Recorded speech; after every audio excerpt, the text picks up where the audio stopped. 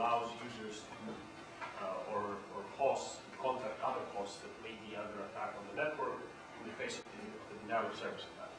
And what we want to do is, rather than rely on probabilistic mechanisms or traffic profiling and traffic engineering techniques, we want a deterministic system that uses well-known and well-established techniques for user authentication and so on to help good and bad traffic apart. So what I'm going to do in this talk is I'm going to describe what the problem really is and its implications in our service. And I'm going to go over some of the related work in sort of very broad, sweeping terms, and feel free to interrupt and ask me questions you have about specific aspects of it. Then I'm going to talk about the secure overlay services architecture, which is the beginning of the first steps in building the system, and some more recent results, what we call the spread spectrum source architecture, which is more recent. And I'm going to give quite a few, we'll talk about our experimental evaluation quite a bit, because there are some interesting results out there that are not obvious. I should point that a lot of this is joint work with a couple of other faculty at Columbia, Michel and Doug Rubenstein, and a number of PhD students. So when I say denial of service attacks, what is it that I'm talking about? In the space of network-based denial of service attack, what this means is somehow denying legitimate users the ability to access a remote host in your web server, right? And there are many different kinds. The most common one is what's called a link congestion attack. And what that means is we send a lot of traffic towards the target of the attack such that the legitimate traffic cannot reach the destination. Basically, we have a lot of contention, artificially induced congestion near the target. And so basically there we're saturating the target's access.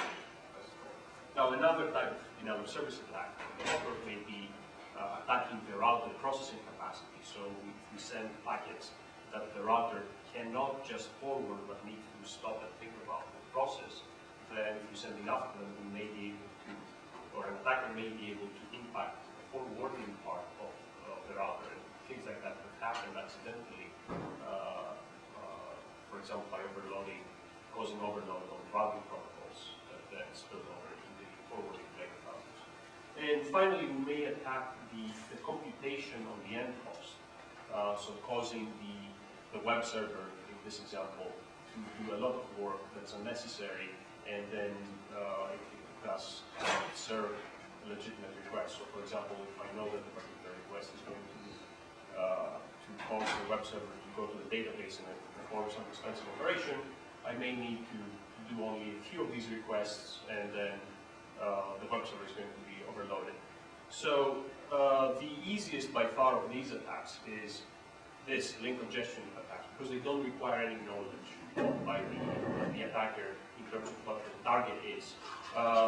End host attacks require some knowledge of what the server is doing, and conceptually you could take care of it by using straightforward scheduling mechanism of the operating system. And router processing attacks also require finding vulnerabilities in how a router may process specific types of packets. But link congestion attacks, you just send a lot of traffic down. Right? You can think of it as Virgil just walks in and starts yelling and congests the access link to all of you here. Right? That would be the equivalent of this attack. Now in this case, I can... Don't challenge me. In this case, Virgil is physically close to me, so I have a keyboard here. I can apply this as a solution in the obvious way, but physical security. But in the general case, we can't do this, right? So in the case of a distributed denial of service attack, we may have a number of legitimate and illegitimate and bad sources on the network. The bad guys are all collaborating in sending attack traffic, which may be nonsensical but legitimate looking traffic towards this target over here. So this is a very simple model of the internet, very simplistic. So we have a number of ISPs in which we have a mix of good and bad nodes, and their traffic traverses the internal ISP structure, this internet core, which is high-speed access links or high-speed backbone links, I should say, and then reaches the ISP of the target of the attack, which is in an ISP. So basically, good and bad traffic have to contend for the same type of links. Now, as we're near the sources of traffic, whether it's good or bad, there's not a lot of contention because the attack traffic may be, and in general is, fairly distributed. The internet core is generally well provisioned to carry a lot of traffic. That's what it's designed for. But as we get closer to the target, these links become congestion points, right? Because my network capacity, my desktop or my server has 1 gigabit, maybe 100 megabits uplink. Colombia, most commercial enterprises have a few megabits or maybe a gigabit in many cases. So somewhere near the ISP, inside the target ISP, and generally near the target server, there's going to be one link that is easily going to congest if you have enough of the bad guys. Now, how many is enough? Well, it depends on the speed, but it also depends on how do you get those nodes. Right? So you've all read the news of botnets, compromised nodes that are under the control, remote control of individuals that have somehow compromised them through software vulnerabilities or viruses and so on, that can then send commands to take action, the same action. So one of the actions that's commonly used is start sending a lot of traffic there. Now, how many of those nodes are there? We don't know. The most recent in the news a couple of months ago, I think, one was 400,000 hosts under the control of a guy in the West Coast, and another one, somebody in Russia, with 1.5 million nodes. That's a lot. So it's a real problem. It first hit the news in 2001, I think, when there were some very well publicized attacks against Yahoo, CNN, and a few other sites. And those, there are a lot of estimates on what this really cost. The best estimate I heard was that these companies, the targets of those attacks, collectively spent about $200 million to make sure that this doesn't happen again. Whether it does or doesn't happen, who knows. So that's a number that I sort of can't believe because it corresponds to actual expenditures by them.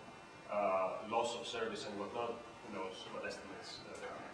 Now, denial of service attacks may be direct, as in that case, or they may be an indirect side effect of something else, some other phenomenon occurring, such as blaster worm that appeared in January 2003, that effectively caused an indirect denial of service attack. It does cost money in terms of loss of business and in terms of cleaning up, recovery from the failure. More interestingly, in the past 2 years, the bad guys have been using denial of service attacks and botnets as an extortion tool. There was a big story in 2004, I think, about offshore gambling sites that were being targeted with denial of service attacks and then asked to pay some decent amount of money, but modest by their in terms of their revenue stream, so that this wouldn't happen. And there were specific dates when these would happen. So the day before Super Bowl, which is one of the busiest times of the year in terms of gambling. So you get email saying, or you get an attack that lasts for 2 hours, nobody can reach, and then the attack stops. They get an email saying, you don't want this to happen all day tomorrow. Pay up $100,000 to this offshore account. And many of those do. They're easy to launch, and part of the problem here is that the network itself doesn't know what is legitimate traffic and what is a legitimate user, right? One of the nice things about the internet is it's decentralized, there's no authority that we have to go to and get a certificate to use the internet. We don't have to pay to put packets on the network, or at least not directly.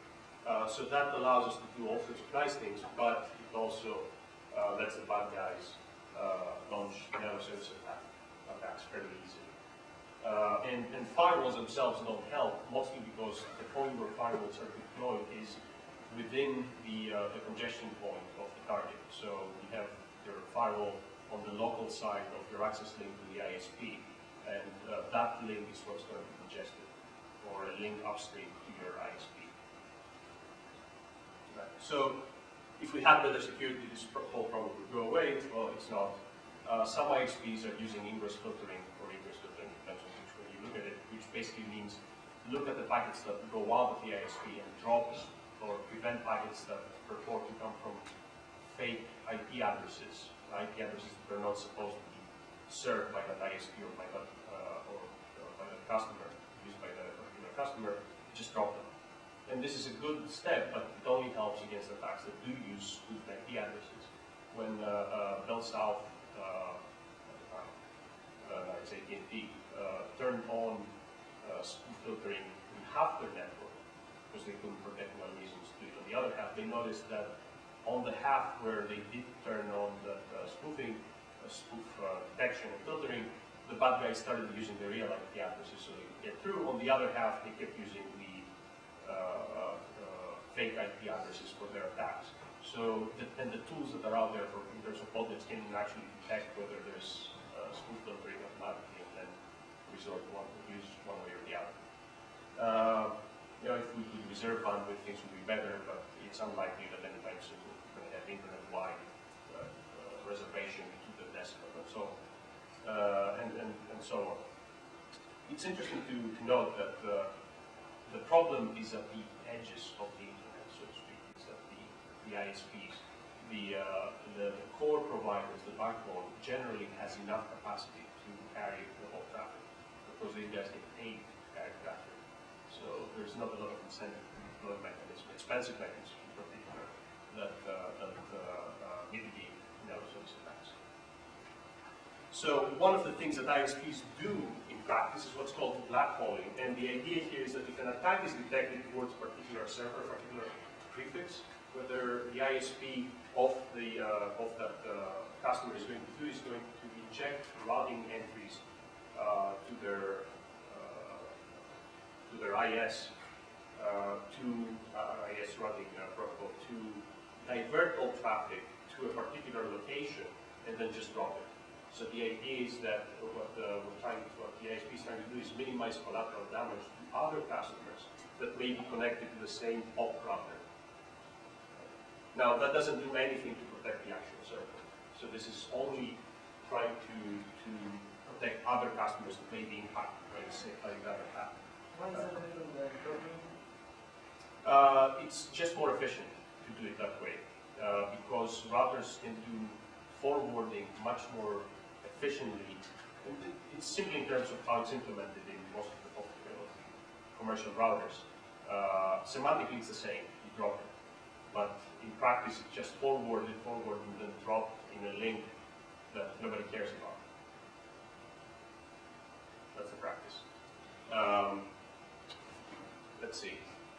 What customers do, or enterprises do, is take their application. So buy capacity, different providers, multiple links, use things like Akamai, push out the content, and then there's no single place, hopefully, that can be attacked and where access can be denied. So this works well with static content. It doesn't work very well if you have anything like VoIP or even semi-real-time communication.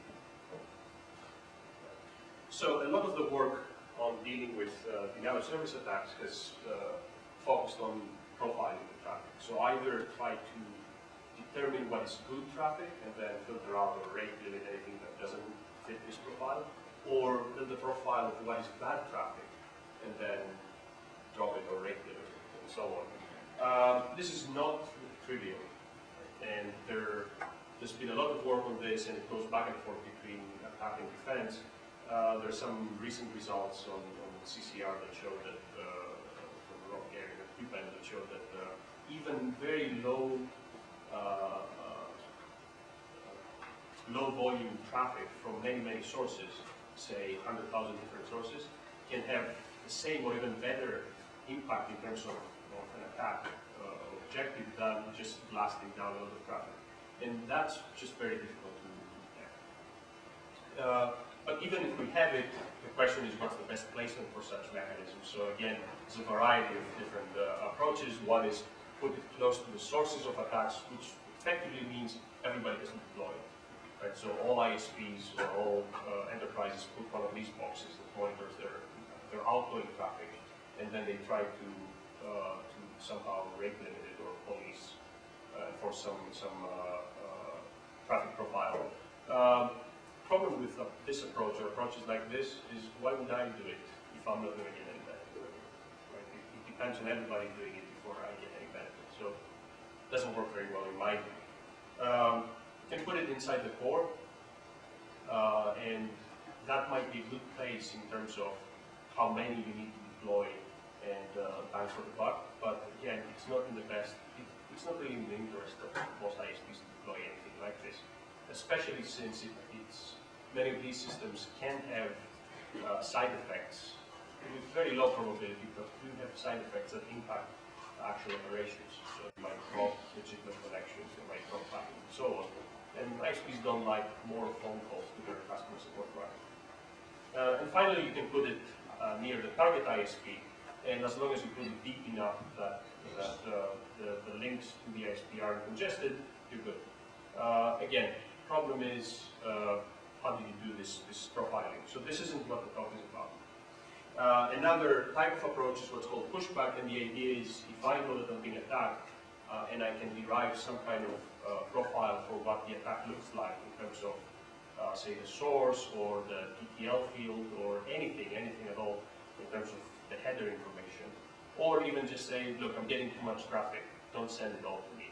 I can tell the upstream router, stop sending me this much traffic, rate limit all the traffic or all traffic that fits this profile, this filter, and then this information can be propagated upstream. Where's the sorry, going back.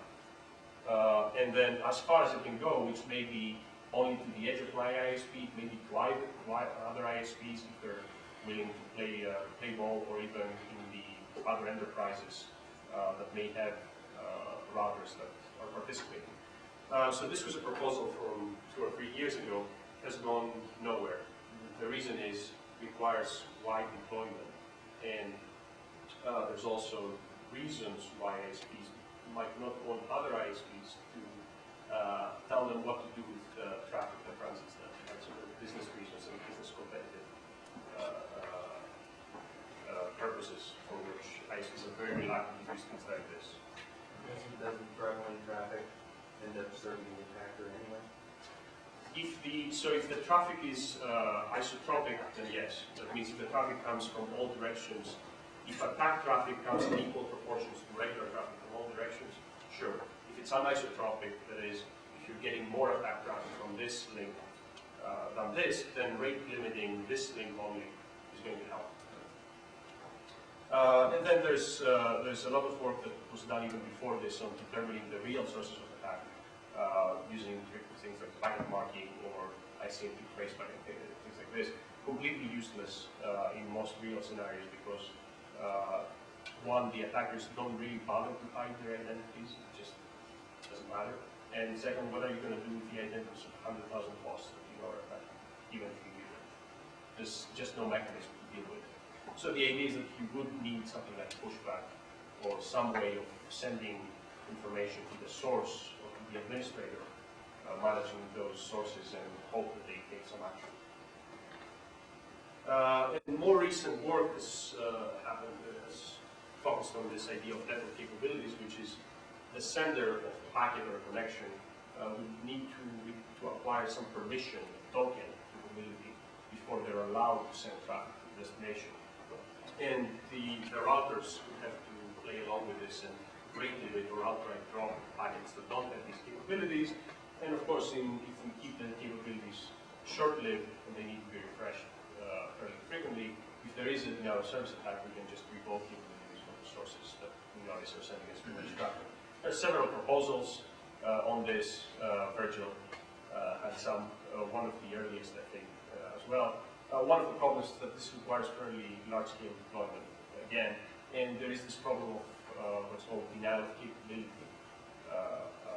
vulnerability, which is once you get the capability, you can have a system that enforces this effectively access control, but what mechanism are you going to have for nodes to acquire the capability to begin with? And by definition, this has to, well, almost by definition, this has to be open to everybody, because you have a bootstrap problem. otherwise, and therefore all an attacker has to do is attack that part of the network, the capability acquiring part of the system, and shut down the, or get the same effect as a denial of service. So what we try to do with the secure overlay services approach is develop this proactive mechanism that uses a combination of distributed firewalling and overlay system. And the basic assumptions here were that an attacker cannot saturate the internet more. If they can, then we're in big trouble. That we can have very efficient filtering on specific fields, but only if we have a few of those filters. So we can't tell a router filter out those 100,000 addresses, but we can say filter based on this one address. So this one address is good, everybody else is bad, or the inverse. And that's realistic, that actually can happen, even on the backbone links. And the other big assumption is that an attacker cannot eavesdrop on arbitrary links. And again, this models the real world fairly closely in that attackers can compromise hundreds or millions, hundreds of thousands, or even millions of machines, but they generally don't compromise arbitrary routers in the middle of the network. Not to say that it can be done, but generally it's not done. And even if it's done in the small, it hasn't been done in the large. And one of the design, two other design simplifications we made was that first we had well-known users. We already knew who our legitimate users were going to be, and you think of it in terms of some cryptographic credential that they had, a password, certificate, and so on. And the other was that we didn't want to have impose a lot of collaboration requirements to any other ISP, and only minimal requirements from our home ISP. So what SOS looks like is effectively what we're doing, we're interposing a distributed firewall between everybody and the target server. And what we're doing is at the ISP near the target server, at a point beyond the congestion link, we're telling the router there, drop all traffic except traffic that comes from this distributed firewall. Right? And now all users that want to contact, or anybody that wants to contact the target server, needs to go through the distributed firewall. Now it's distributed, so an attacker cannot take it down simply by attacking one firewall. So we want to achieve geographical diversity and topological diversity as well. And then if we require some sort of authentication here, remember the assumption that we have well-known users, then any user can contact any of these access points, as we call them, authenticate themselves, and then route traffic through the overlay to the target server. And in the particular system we built, we had one specific node that would change periodically and on a per target basis.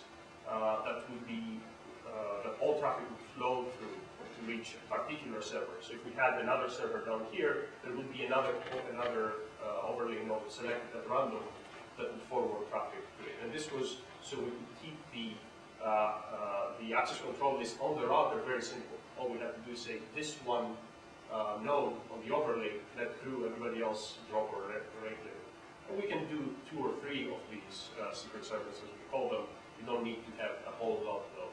And most routers, even at the 10 gigabit speeds, can deal with order of 100 filters fairly efficiently without any perceivable loss of forwarding capacity. Not much more than that. So that's the main idea. Now, how does that work in practice? In practice, most POPs, most ISPs have this architecture where they have points of presence, and then these are connected typically with 10 gigabit links, and each POP has at least two of these 10 gigabit links to other POPs. And then customers are connected to these POPs directly. Now these links can be the order of megabits or mostly gigabit. So what if we put filters here that say traffic from the overlay is allowed through, basically we can withstand attack capacities of order of 20 gigabits. If that's not enough, then we can go one step out to the neighbors of the POPs of that ISP, and then the attack capacity that we can withstand goes up by an order of 4 or more. so 40 gigabits. Now, what does that translate to? In one of the papers, we did a very sort of bottom-ly envelope calculation that tells us order of 150 to 200,000 hosts can be attacking the system, and if we put filters here and use this distributed firewall approach, we can make sure that enough traffic makes it through, or that legitimate traffic should be able to make it through without any loss of performance or functionality. All right. And going back for a second to this idea of, well, why would we deploy this? Well, there's no reason for an ISP to do this, but a company could deploy this and do this as a pay-per-use, for example, system. So we actually built this with a micropayment scheme just to show that it can be done. We integrate the web browser, so what happens is a user gets to first pay to the overlay, and then they get access to the overlay to the end system, the internet. Now, this is all good, well and good in theory. What about in practice? So the first thing, going halfway through, is we did some simulation trying to figure out how well it would work. In particular, this is going to be too expensive to use. We're sending traffic all over the network, bad, relative to the case of a direct connection. Well, is that going to be prohibitively expensive in terms of latency and throughput and so on? So we ran some simulations based on a couple of topologies that we think could get for the old AT&T network and the WorldCom topologies. We assumed the order of 10 hops between the user and the target, and then we changed where a user would connect on the overlay and where the traffic would exit, egress the overlay, and so it would be towards the server. And we played also with the location of overlay nodes in terms of putting them, collocating them with ISP POPs, where they get higher capacity, available capacity, versus putting it in end premises. I get one in my the CS network, we get one here, and so on. And basically, the bottom line was that we end up with an increase in the end-to-end latency of a node, anywhere between 2 and 15. Right? So we'd at least double, and the worst case, increase the latency 15 times, which sounds quite a bit, but the worst case, with particular, and this all depends also on the internal routing process in the overlay, was in the order of 400 milliseconds. Right? So the corresponding case was about 20 milliseconds in the direct case between the client and the server, when not going over and over. That's quite a bit still, but it's below, it's getting to the point where a user might not even notice if you're using it for interactive things. Obviously, not so good if you're doing bulk data transfer, but we'll get to that in a second. So we built but this was simulation. We built a prototype, and specifically for web services, where we used SSL to authenticate users to the overlay, and then SSL inside the overlay to route traffic around, and so on. Unmodified browsers, web servers, and everything. We implemented all the functionality as a Java applet that could do the encapsulation on the first hop to the overlay, and everything else was then our own code. So we deployed this on Planet Lab, and basically what we found out was that with some optimizations on the internal routing, that is get rid of port, which was our first overlay structure, and use a much simpler direct route structure in there, we got a order of 2 to 3 increase in end-to-end latency. This is about the worst case here when both the client and the server are located in the same network of Colombia. The white bar is the direct connection. The green bar is when we go through the overlay, and then the first line and blue bar is when we go through the overlay subsequent times to cache some information. It doesn't get us all that much. In the case of VeriSign and Yahoo, we see an increase of between 2 and 2.5 times in the end-to-end latency. Right. So in the case, and then what we did was we started attacking the nodes by shutting them down, and thus forcing the user to reconnect to another node when the particular connection was disrupted. And in the worst case, the user lost connectivity for order of 10 seconds. Right after that, the system reconfigured itself and was able to route traffic through. All right. Well, first, there are 2 issues that we wanted to address. The first was that, as I said, we needed to know who the users were. We needed to give them a password or a certificate that they could use to authenticate the system. That's good in some environments, not so good in the general case. So but what we really want to guarantee is that there aren't any zombies behind the request. So inversely, we want to guarantee that there's a human behind the request. Right? So one way to achieve this is to use something like a graphic Turing test or a reverse Turing test, which is something that ideally only a human can perform because it's too expensive computationally, or it's impossible to do computationally. And the machine cannot. So you've seen things like this, like the CAPTCHAs. These have actually been attacked successfully, not trivially, but can be attacked. They're more complicated versions of CAPTCHAs, and then it goes on and on. Right? And so the idea is that what we do is, rather than depend on authentication, what happens when you first connect to the overlay is you get one of these CAPTCHAs, and you say, and it says, well, give me a selection. If you pass this, what you get back is a certificate of limited duration bound to your IP address that you then use with the system as I already presented it, that allows you to, for a limited period of time, connect to the overlay and use it and connect to the end server through this. Now, the second big assumption that we made was that an attacker has no information about the network, cannot eavesdrop on links, and in particular, cannot eavesdrop on the legitimate client's link. Now, in many cases, that may be a reasonable assumption. In other cases, in a wireless environment, that's definitely not reasonable. And if we're moving towards wide area wireless networking, like EVDO or WiMAX and so on, I can notice what everybody's doing in an area of the size of Manhattan, if I have the right equipment. So with that information, I can then direct the denial of service attack against whoever particular user or any user is connected to. So that's sort of the follow the leader attack. But I can do something even simpler if I don't have any information at all. I can just get, if I can't attack the whole overlay at the same time, I can just focus an attack on some of the overlay nodes for a brief period of time, enough to disrupt TCP, for example, and then switch to the next, to another random set, and then switch to another random set, and so on, so on, so on, so on. And if the connection, if the time it takes a user to, or the software for the user, to notice that this has happened, and then reconnect, re-authenticate, go through this whole thing, is relatively large compared to the time it takes to launch the attack and switch to another set of targets, then I can have a fairly effective denial of service attack again. Right? So how do we deal with this? So on this, we borrowed a page from what happens with dealing with wireless, with jamming in wireless, which is the idea of spread spectrum. Right?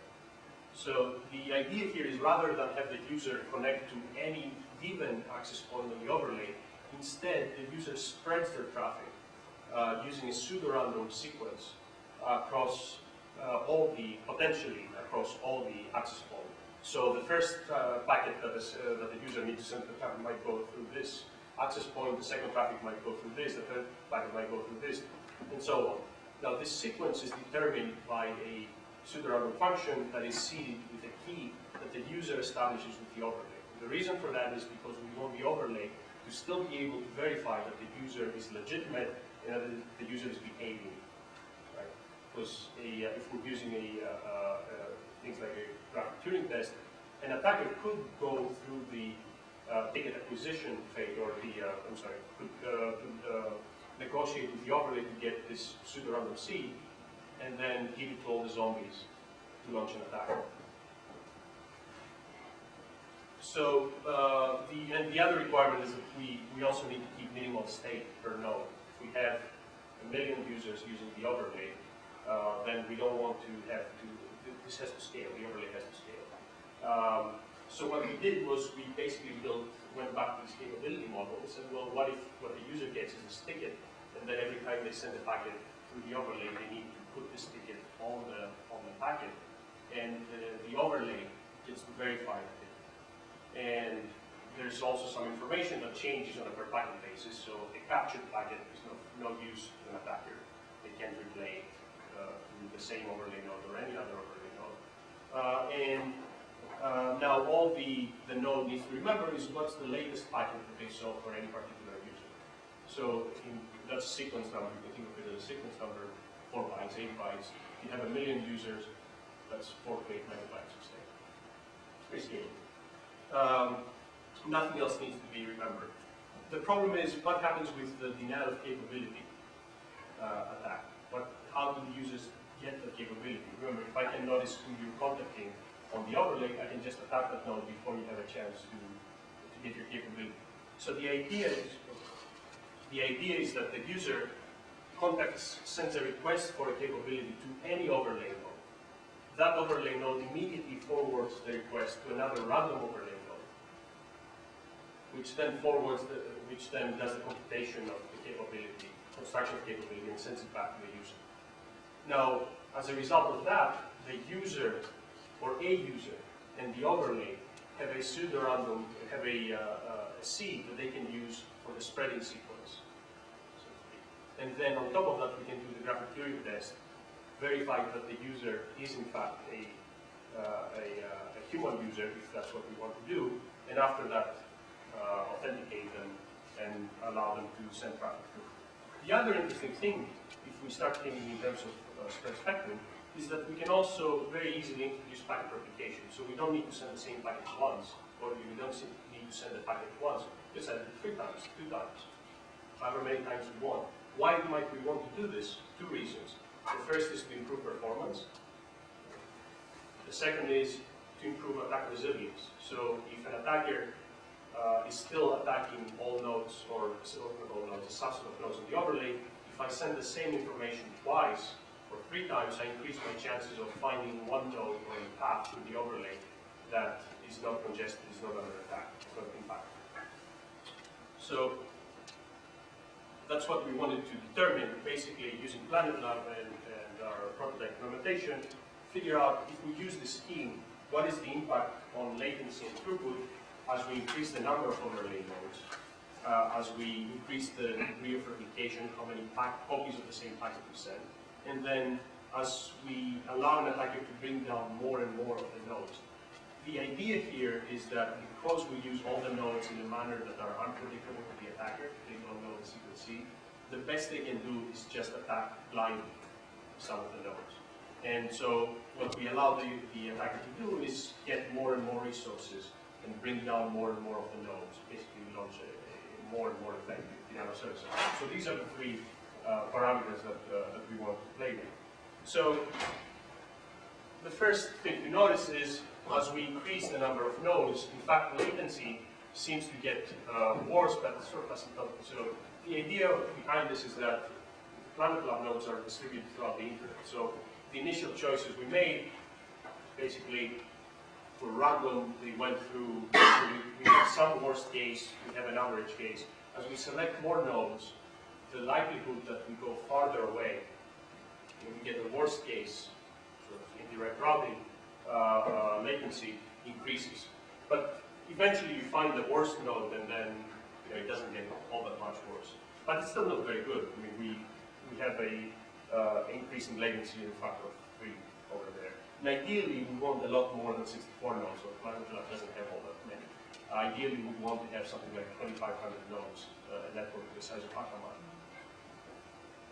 And then again, in terms of throughput, the more nodes we spread traffic through, without any replication at all, basically the downlink bandwidth decreases. How much information, how fast we can get information back.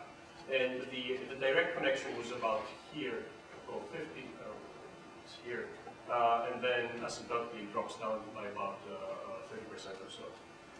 Well, what if we use replication now? What if we actually send multiple copies of the packet? So in 0% we don't send any, we don't again do any packet replication.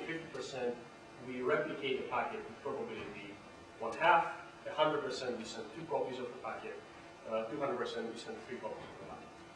Right? So basically, latency in, let's see, in the best case, latency in the best case with 8 nodes is 1.5 times the direct latency. Notice the case where we, for 8 overlay nodes, we have we replicate packets with probability 50%. It's actually better than direct. this is an artifact of, this is actually a side effect, or this is an artifact of routing policies and how routing is done on the internet that's been noticed elsewhere, which is routing doesn't actually take advantage of the most efficient routing. It just finds the shortest route, which may not be the fastest. The best example we found of this was our routing to MIT. So Colombia to MIT, the round trip time was 37, or is 37 milliseconds.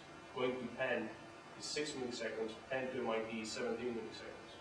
So total time to go through Penn to MIT is 23 milliseconds versus 37. Where are these are replicated packets, where are they deduped at the endpoint? They're deduped at the egress point of the overlay. Okay, that's a secret servlet. Secret servlet. You can actually, if you know what the protocol is, if it's TCP, you can let them be deduped at the endpoint, and that wouldn't have any side effect. For other protocols, you can't necessarily do that. So for UDP, you have to know what the semantics of the application protocol are, whether it's implemented or not. So basically, what this should tell you is that as we increase the degree of replication, basically we send 2 or 3 copies, the increase in latency goes down, and we get very, very close to the case of a direct connection. Right? This axis is the ratio of latency going through the overlay versus latency going direct. So 1 would be, we have exactly the same latency as in the direct connection. And we're at about 1.1. And the same holds actually with throughput. So if we're downloading a large file or blasting information, data down, as we increase replication, obviously we utilize more of the available bandwidth on the network, and so asymptotically we get better. The best case is 1250, and we get about 1230 kilobytes per second in this case. With the 8 nodes, and we get about 1150, 1130 with 64 nodes on the overlay. So again, the more we increase replication, the better performance we get. And then, what if we actually do allow the attacker now to hit the system as we're using it? So in this case, what we did, each of the curves represents, again, degree of replication, replication, and each of these, the x-axis is the percent of overlay nodes that an attacker could bring down at any given time. So we did up to 50%, and with a 200% replication, so we send each packet 3 times, randomly through the overlay, or pseudo-randomly based on the seed, without any feedback from the overlay, and we basically get a increase in latency of an order of 20%. So there's no resequencing done somewhere? No resequencing? If I take a message and start sending bytes randomly, where do you reconstitute the whole message again? So you take a packet, you send it 3 times. And you send it based on, you pretend that it's 3 different packets basically. You send it I have a packet of information, I have 1,000 packets. You don't send, you send each one of them 3, but you send it through the same path? No, through 3 different paths. So Right. you pretend that they're different packets, so they'll take different paths. So I have to somewhere find the correct order again at the other end. No, what you have to find out is what are replicas. So you only have to remember at the egress point of the overlays, have I seen this before? If I have, then I drop it. Or if you know that it's TCP you're transferring, then you can just forward to the destination, and TCP will take care of getting rid of How do you calculate the additional delay because of that? Well, there's no delay on, I mean, this includes the whole time. And this is an actual download. This is an actual message, not just packet. No, this is actually downloading a file. Okay. And the same for, let's see, the throughput. Again, as we increase, well, in this case, let's see, where are we? Let's say in this network the delays were similar or... It's the same network. Yeah, or different paths, with the same delays or different delays? No, the delays vary. So this is a, planet log is distributed. I have the data if you want to. You know how much they vary, the delays? Yeah, they went from very few, from single-digit milliseconds, obviously for nodes that were collocated in Colombia, to order of 300 milliseconds or so, okay, maybe 400. And then in this case, downloading a file, basically, if we use 200% replication, so each packet is sent 3 times again, an attacker needs to attack about 50, to bring down about 50% of the network before throughput drops rather dramatically. And if we don't use any replication at all, the blue curve, basically, once the attacker hits about 4%, 5% of nodes, they introduce enough losses on the channel. Right? So this is the way to think about this now. It doesn't matter what nodes the attacker hits. The more they hit, they increase the probability of packet loss. So 5% or so is when TCP starts misbehaving. So that's what you see in the no replication. And by increasing replication, exactly. And we did also the same thing with measuring video quality. So the idea was use one of those remote video applications like our desktop and VNC, and play a video over it, pretty bandwidth intensive application, and measure how many frames were lost. Again, as we played with the replication and increased the attack intensity in terms of percentage of nodes that were brought down. And basically up to 50%, we had 0 loss on video quality. And isn't that a nicely chosen application for Yes, you? absolutely. Because if you lose a packet, well, it's a little glitch in the video, but you don't need to. TCP doesn't drop its RAID and go back. Yeah, but it stays at 100%. This isn't. It's not even a drop. Like all the frames actually made it. We're not measuring human perception. We're measuring actual frames displayed. Now, it is a nice application because basically we can say, well, even with this case, it's good enough. But sure. And then same thing, moving windows around. Basically, we can with about 200 or 300% replication, we can withstand very, very large scale service attacks, much larger than would be possible even with 1.5 million nodes as part of the model. That's, of course, don't be fooled by this, because the limiting factor is the bandwidth that is available at the target. So I can add nodes and make the available bandwidth to the target as big as I want, and thus be able to withstand large attacks. But the constraining factor is the point where we're filtering near the destination. So I can, if the ISP is filtering, then I would be able to withstand 1 million nodes attacking. But if I'm filtering 3 at the local pop of the customer, probably 20 to 30 gigabits is all I can deal with. So it takes about 200,000 nodes. It's still better than most systems can do. So in terms of future work, one thing we want to incorporate in this is machine authentication, program authentication. A lot of what I talked about assumes that there's a human behind the system, and so we can verify that there's no bot attacking. That works well, even better now, because we've been conditioned to use a browser to get access to a network before we can actually use it. Right? So I go to my hotel room, I need to start up the browser, sign up through the Captive portal before I get access to it. So the same model can be used here. But we'd like to do better than this. So if there is something like a remote attestation functionality in the system, then maybe we can use this, the overlay can use this to get some assurance as to what is running on the system and whether it's the browser or some approved piece of code that is requesting access through the overlay to the remote server. Other thing, we want to incorporate client puzzles, but just in case, there's no real reason to do this. And then we want really to explore the limits and benefits of multipath. This is just fascinating to me that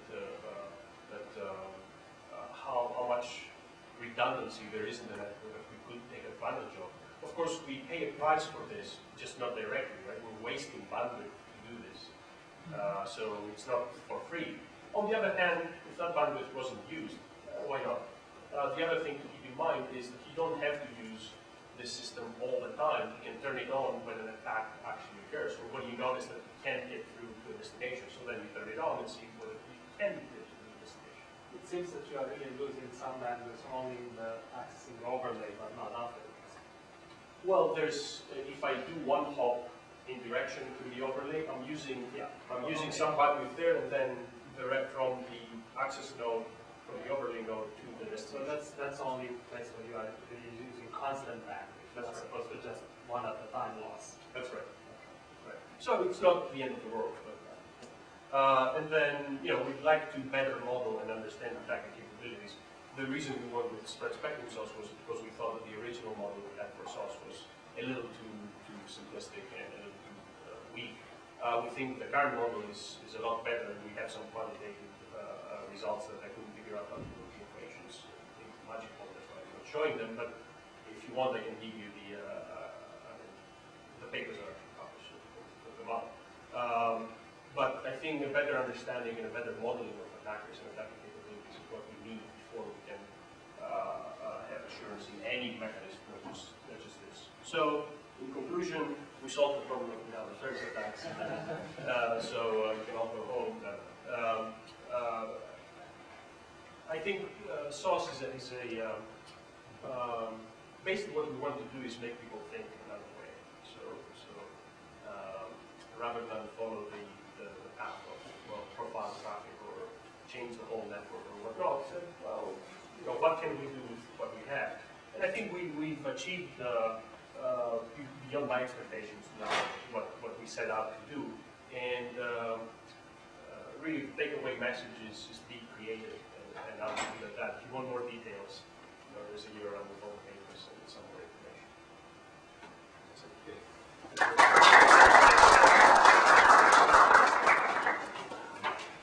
Questions? Suppose that you are allowed to change the intent